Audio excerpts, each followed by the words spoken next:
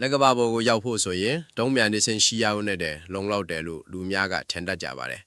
်ဒါပေမဲ့အဲ့ဒီမှာရေရှည်နေထိုင်ပြီးအင်္ဂါကြော့အထိခီးဆက်ဖို့ဆိုတာကတော့လုံးဝခြားနာတဲ့စိန်ခေါ်မှုတစ်ခုဖြစ်ပါတယ်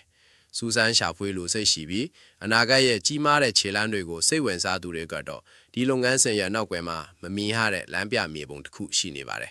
အဲ့ဒီလမ်းပြမြေပုံကိုဘယ်သူတွေကဘလို့ပုံဖော်နေတယ်ဆိုတာစဉ်းစားကြည့်ဖူးပါသလား NASA ရဲ့မဟာဗျူဟာနဲ့ဘေးဒုကဆိုင်ရာယုံမှာဒုတိယတွဲဖက်စီမံခန့်ခွဲသူအဖြစ်တာဝန်ယူထားတဲ့ Nujot Marensi ဆိုတဲ့အင်ဂျင်နီယာတစ်ယောက်ရှိပါတယ်။သူမရဲ့အဓိကတာဝန်ကတော့လက်ကဘာနဲ့အင်္ဂါကြော်ကိုတွားဖို့ဘာတွေလိုအပ်မလဲဆိုတာကိုလေ့လာပြီးလိုအပ်တဲ့စနစ်တွေကိုပေါင်းစပ်ဖန်တီးပေးဖို့ဖြစ်ပါတယ်။ဒါဟာအလွန်ကြီးမားတဲ့ပေါင်းစပ်ညီနှိုင်းမှုဆိုင်ရာစိန်ခွဲမှုလည်းဖြစ်ပါတယ်။လက်ကဘာကိုတွားခဲ့မှုတဲ့အတိတ်ကအတွေ့အကြုံတွေနဲ့အခုတွားမဲ့ခရီးစဉ်တွေကြားမှာဘလို့ကွာခြားချက်တွေရှိနေမလဲဆိုတာကိုသူဘလာကောင်းကောင်းသတိပြုမိထားတယ်။ အပိုလိုခီးစင်တုံကလက်ကဘာပေါ်မှာ3ရက်ထက်ပိုပြီးမနေနိုင်ခဲ့ကြပါဘူးဒါပေမဲ့အခုလာမဲ့ Artemis ခီးစင်တွေကတော့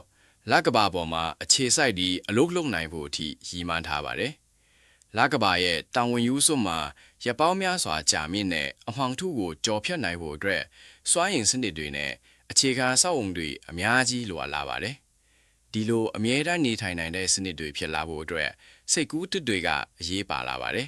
်အမောင်ထုထဲမှာရေပေါင်းများစွာရှင်သန်နိုင်ဖို့အတွက်နျူကလ িয়ার စွမ်းအင်လိုမျိုးအဆက်မပြတ်စွမ်းအင်ပေးနိုင်တဲ့စနစ်တွေကအလွန်အရေးပါလာပါတယ်။ဒါအပြင်အာကာသယာဉ်မှုတွေအတွက်လိုအပ်တဲ့အစားအစာရိုဗာယာဉ်တွေနဲ့နေထိုင်စရာနေရာတွေကိုပါအစစ်မြင့်မားအောင်ဖန်တီးရမှာဖြစ်ပါတယ်။လက်ရှိနေတဲ့နည်းပညာတွေနဲ့တင်မလုံလောက်ဘဲရင်းနှီးမြှုပ်နှံမှုတွေနဲ့တူစေသနာတွေအများကြီးလှုပ်ဆောင်နေရပါတယ်။ဒီလိုရှုပ်ထွေးတဲ့စနစ်တွေအားလုံးကိုဘယ်လိုများဟန်ချက်ညီအောင်ထိန်းညှိမလဲဆိုတာစိတ်ဝင်စားစရာဖြစ်လာပါတယ်စနစ်အင်ဂျင်နီယာပညာဆိုတာကိုသူမကစိတ်ဝင်စားစရာကောင်းတဲ့ပုံစံနဲ့ရှင်းပြခဲ့ပါတယ်။ဒါဟာပူဖောင်းနဲ့လှုပ်ထားတဲ့တလိဆက်ရုပ်လေးတစ်ခုလိုပါပဲ။ပူဖောင်းရခြေထောက်တစ်ဖက်ကိုညှစ်လိုက်ရင်လေတွေကနောက်တစ်နေရာကိုရောက်တော့တတ်တာကိုသတိပြုမိပါလိမ့်မယ်။အာကာသယာဉ်တစ်ဆက်မှနဲ့တစ်စစ်စနစ်ကိုပြောင်းလဲလိုက်ရင်အပူချင်းကပေါ်တန်းရောက်မှုရှိတာပြီ။အဲ့ဒါကတခြားအစိပ်ပိုင်းတွေကိုပါကြရက်ရိုက်သွားတတ်ပါတယ်။အစိပ်ပိုင်းအားလုံးကိုဟန်ချက်ညီအောင်ထိန်းညှိနိုင်မှသာအာကာသယာဉ်ကအောင်မြင်စွာပြန်တတ်နိုင်မှာဖြစ်ပါတယ်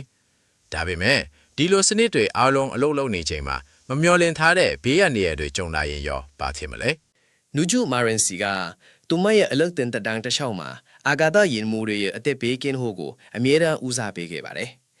နိုင်ငံတကာအာကာသစခန်းမှာအလုပ်လုပ်တုန်းကအာကာသယာဉ်ဟာထိန်းချုပ်ခုံလွတ်ပြီးလဲပတ်သွားနိုင်တဲ့အခြေအနေမျိုးကိုကြိုတင်ခံမှန်းနိုင်မဲ့ software တစ်ခုကိုသူမကတီထွင်ခဲ့ပါတယ်။သူမအလုပ်ကနှုတ်ထွက်ပြီးနှစ်အနည်းငယ်ကြာမှာအဲ့ဒီအခြေအနေမျိုးတကယ်ဖြစ်သွားခဲ့ပြီးသူမရေးခဲ့တဲ့ software ကတတိပေးချက်ထုတ်ပြန်ပေးနိုင်ခဲ့ပါတယ်။ဒီလိုကြိုတင်ပြင်ဆင်မှုတွေကဘလောက်အရေးကြီးတယ်လဲဆိုတာကိုသူမကလက်တွေ့ပြသနိုင်ခဲ့တာဖြစ်ပါတယ်။အာကာသခီးစစ်တိုင်းဟာအန်ဒရယ်ရှိတာမို့စွန့်စားမှုကိုဘလို့စီမံခန့်ခွဲမလဲဆိုတာကအရေးကြီးပါတယ်။မြေပြင်မှာပဲနေရင်တော့အန်ဒရယ်မရှိနိုင်နေမဲ့စူးစမ်းရှာဖွေမှုတွေလည်းရှိလာမှာမဟုတ်ပါဘူး။ဒါကြောင့်ပြဿနာတစ်ခုခုဖြစ်ခဲ့ရင်အာကာသယာဉ်မှုတွေဘေးကင်းကင်းနဲ့အိမ်ပြန်လာနိုင်မဲ့အရန်အစည်းအဝေးတွေအမြဲရှိနေဖို့လိုအပ်ပါတယ်။မမျှော်လင့်ထားတဲ့အရာတွေဖြစ်လာနိုင်တာကြောင့်အရေးပေါ်အခြေအနေတိုင်းတွေပြင်ဆင်ထားရပါတယ်။ဒီလိုပြင်ဆင်မှုတွေကနာကျင်စရာတန်ခန်းစာဟောင်းဒီပေါ်မှာအခြေခံထားတာဖြစ်ပါတယ်။ ကိုလံဘီယာအာကာသယာဉ်ပောက်ကွဲမှုဟာသူမရဲ့အလို့တန်ပထမဆုံးနှစ်မှာဖြစ်ပွားခဲ့တာဖြစ်ပါတယ်။အဲ့ဒီဖြစ်ရကသူမအတွက်အမြဲတမ်းသတိပေးချက်တစ်ခုလို့ချင်နေခဲ့ပါတယ်။အာကာသယာဉ်ပေါ်မှာပါသွားတဲ့သူတွေဟာစာအုပ်ထက်ကနာမည်တွေတင်မဟုတ်ပဲသူမရဲ့လုပ်ဖို့ကွိုင်ဖွဲ့တွေနဲ့အိမ်နီးနားချင်းတွေဖြစ်နေတတ်ပါတယ်။ဒါကြောင့်သူမတိဆောက်နေတဲ့စနစ်တိုင်းမှာလူသားတွေရဲ့အသက်ဟာသူမရဲ့လက်ထဲမှာရှိနေတယ်ဆိုတာကိုအမြဲတမ်းနှလုံးသွင်းထားပါတယ်။အင်္ဂါဂျိုစီတွားဖို့ဆိုတာဒုံးပြန်အစင်ပေါင်းဒါဇနဲ့ချီဒါမှမဟုတ်ရာနဲ့ချီလွတ်တင်ဖို့လိုအပ်ပါလိမ့်မယ်။ဒါဟာအဖွဲ့အစည်းတစ်ခုတည်းနဲ့လွတ်လွတ်ရတဲ့အရာမဟုတ်ပဲအစိုးရနဲ့ပုဂ္ဂလိကလုပ်ငန်းတွေအားလုံးပူးပေါင်းလှုပ်ဆောင်ရမှာဖြစ်ပါတယ်။ဤပညာအသစ်တွေနဲ့ပြိုင်ဆိုင်မှုတွေကနေတဲ့အကောင်းဆုံးသောဖြည့်ဆင်းချက်တွေကိုရရှိလာမှာဖြစ်ပါတယ်။လူတိုင်းပူးပေါင်းပါဝင်မှသာဒီကြီးမားတဲ့ရည်မှန်းချက်ကိုအကောင့်ထဲဖော်နိုင်မှာဖြစ်ပါတယ်။သူမတော့ကောလိပ်ကျောင်းပြီးတာနဲ့ဒီနယ်ပယ်ထဲကိုရောက်လာပြီးပါဝင်ခွင့်ရတာကတင်ကြီးမားတဲ့ခြေလှမ်းတစ်ခုဖြစ်ပါတယ်။အာကာသယာဉ်မှုဖြစ်ချင်တဲ့ငယ်ဘဝအိမ်မက်ကနေအခုတော့အာကာသခရီးစဉ်တွေကိုဒီဇိုင်းပုံဖော်ပေးနေသူတယောက်ဖြစ်လာခဲ့ပါပြီ။ ဒါဟာအင်္ဂါကျော်စီတွားမဲ့ကြီးမားတဲ့ခရီးစဉ်ရဲ့အစားပြုမှုအခုတာဖြစ်ပြီးနောက်ထပ်ဘလို့စိတ်လှုပ်ရှားစရာတွေဆက်ဖြစ်လာအောင်မလဲဆိုတာစောင့်ကြည့်ရမှာဖြစ်ပါတယ်